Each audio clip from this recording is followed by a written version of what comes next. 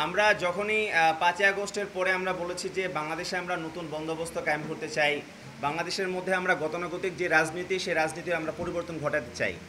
আমরা যখনই সিস্টেম ভাঙার কথা বলেছি, আমাদের এই সিস্টেম এর সাথে স্বার্থ সংশ্লিষ্ট যারা রয়েছে তারা সকলে তরুণদেরকে পিছিয়ে দেওয়ার জন্য, তরুণরা যেন রাজনীতি থেকে যেন তারা বিমুখ হয়ে যায় সেজন্য কিন্তু তারা সর্বাত্মকভাবে চেষ্টা চালাচ্ছে এবং বর্তমানেও তারা সক্রিয়। আমরা মনে করি যে আমরা যে পরিবর্তনের বয়ান নিয়ে যে আমরা বর্তমানে রাজনীতির ময়দানে আমরা আছি, সেই বয়ান অবশ্যই আমরা বাস্তবায়ন করতে পারবো সবার সম্মিলিত সহযোগিতার মাধ্যমে। কিন্তু আমরা বর্তমান রাজনৈতিক প্রেক্ষাপটে আমরা বিদ্যমান যে রাজনৈতিক দলগুলো রয়েছে তাদের কাছ থেকে আমরা সেই রাজনৈতিক সহযোগিতা আমরা পাচ্ছি না। আমরা দেখতে পাচ্ছি যে তরুণরা যেই কোনো তরুণদের বা আমাদের যে এই গণঅভ্যুত্থানের যারা সম্মুখ সারে যারা নেতৃবৃন্দ যারা রয়েছেন তাদেরকে বিতর্কিত করার জন্য এমন কোনো শক্তি নাই যে আজকে তাদেরকে বিতর্কিত করার জন্য চেষ্টা তারা অব্যাহত রাখছে না। এবং আমরা দেখতে পাচ্ছি যে তরুণরা যখনই কিছু একটা করছে বা এনসিপি রিলেটেড যখনই কিছু একটা আসছে সেটা কিন্তু খবরের পাতার মধ্যে 7 দিন ধরে কিন্তু সেই জিনিসটা আমরা দেখতে পাচ্ছি। কিন্তু অন্যান্য ক্ষেত্রে আমরা দেখতে পাচ্ছি যে অন্যান্য অনেক কিছুই কিন্তু অনেক গ্র্যাভিটিফুল বা অনেক গুরুতর অনেক কিছু হয়ে যাচ্ছে, কিন্তু সেগুলো কিন্তু কখনো মিডিয়ার মধ্যে আসছে না।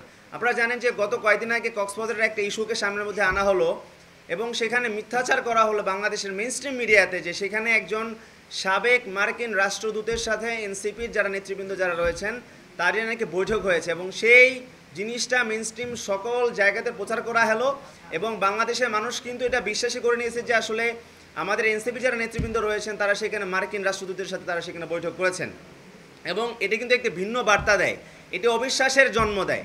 তো তরুণরা আমরা যখন সেখানে পরিবর্তনের কথা বলছি সেখানে তো অবশ্যই আমরা প্রত্যাশা করি যে বাংলাদেশের সকল মিডিয়া থেকে শুরু করে বাংলাদেশের যে রাজনৈতিক দলগুলো আছে তারা যেন আমাদের প্রতি সেই সহনশীল আচরণ যেন তারা প্রদর্শন করেন।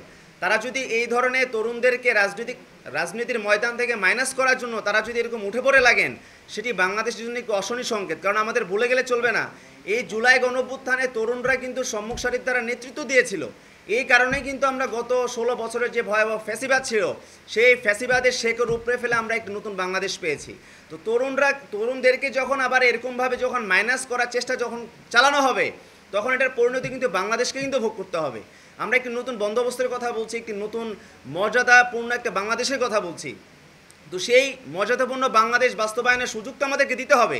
সেই জন্য আমরা প্রত্যাশা করব যে বাংলাদেশের গতানুগতিক ধারা থেকে বের হয়ে কিন্তু আমরা যুবশক্তি, আমরা চাচ্ছি যে যুবশক্তি একটি যুবকদের প্ল্যাটফর্ম হবে যারা যুবকদেরকে নিয়ে তারা কাজ করবে। এই বাংলাদেশের মধ্যে যুব সমাজ 30 লক্ষ বেকার যুবক আজকে বাংলাদেশের মধ্যে আছে এবং সেই আমাদের ভুলে গেলে চলবে না, বেকারত্বের গণবিস্ফোরণ থেকেই কিন্তু এই গণঅভ্যুত্থানের সৃষ্টি। কিন্তু সেই তাদেরকে নিয়ে কাজ করার জন্য কিন্তু এখন পর্যন্ত সেই ধরনের কোনো যুব সংগঠন বাংলাদেশের মধ্যে কাজ করতেছে না। আমরা চাই যে আমরা যে নতুন কিছু করার বয়ান নিয়ে আমরা এসেছি, শপথ নিয়ে আমরা এসেছি, সেই সুযোগ যেন আমাদেরকে দেওয়া হয়। গতানুগতিক জায়গা থেকে যে কোনো রাজনৈতিক যুব সংগঠনের মতো যুবশক্তি চাঁদাবাজি করবে, এই করবে সেই করবে, এগুলো করার জন্য তো আমরা আসিনি, আমরা পরিবর্তনের জন্য এসেছি। সেই পরিবর্তনের জন্য আমাদের সবার সহযোগিতা করা প্রয়োজন এবং আমরা চাই যে সেই ক্ষেত্রে বাংলাদেশের সকল রাজনৈতিক দল, বাংলাদেশের মিডিয়া থেকে শুরু করে সবাই যেন সত্যনিষ্ঠ একটা ভূমিকায় যেন তারা অবতীর্ণ যেন থাকে এবং তরুণদেরকে আমরা বাংলাদেশের রাজনীতিতে প্রতিষ্ঠিত করার জন্য আমরা সবার সহযোগিতা কামনা করছি।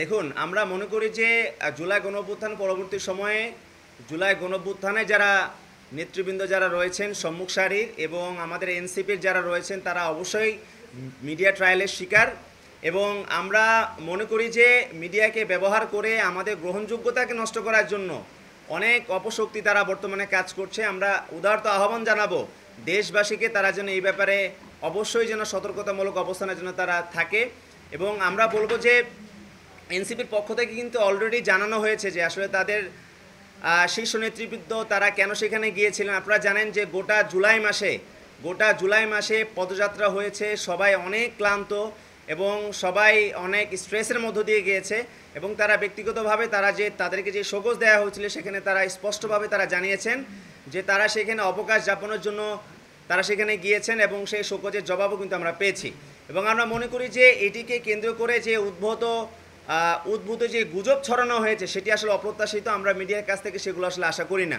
আমরা চাই যে নতুন বাংলাদেশের মধ্যে গণমাধ্যমের যে স্বাধীনতা বর্তমানে আমরা দেখতে পাচ্ছি, সেই স্বাধীনতা যেন অবশ্যই যেন অব্যাহত থাকে। সত্যনিষ্ঠ সংবাদ প্রচারের একটা আস্থার জায়গা যেন হয়ে ওঠে গণমাধ্যম। ধন্যবাদ।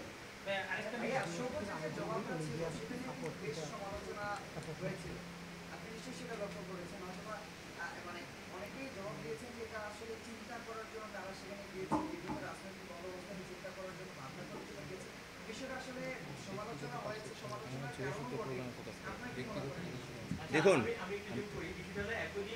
ঢাকাতে গণঅভ্যুত্থানের ১ বছর পালিত হচ্ছিল এবং জুলাই ঘোষণাপত্র প্রধানমন্ত্রীকে পাঠ করলেন ছিল।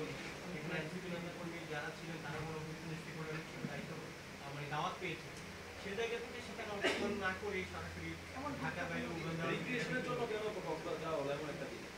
দেখুন, আমাদের গত ৫ই আগস্ট জুলাই গণঅভ্যুত্থানে যে ঘোষণাপত্র পাঠ করা হয়েছে সেখানে আমাদের পার্টির পক্ষ থেকে আমাদের যারা প্রতিনিধি তারা সেখানে উপস্থিত ছিলেন এবং আমাদের যারা কক্সবাজার যারা গিয়েছেন তারা সেখানে তাদের ব্যক্তিগত অবকাশ যাপনের জন্যই তারা গিয়েছিলেন। আপনারা জানেন যে দীর্ঘ একটা মাস গোটা ৫৬,০০০ বর্গমাইলে আমাদের যারা নেতৃবৃন্দ যারা রয়েছেন তারা সেখানে সফর করেছেন। তাদের অনেক ক্লান্তি এবং অবসাদগ্রস্ততা সেগুলো দূর করার জন্য এবং অবশ্যই তাদের একটা স্ট্রেস রিলিজেরও একটা বিষয় ছিল, সেজন্যই তারা সেখানে গিয়েছিলেন।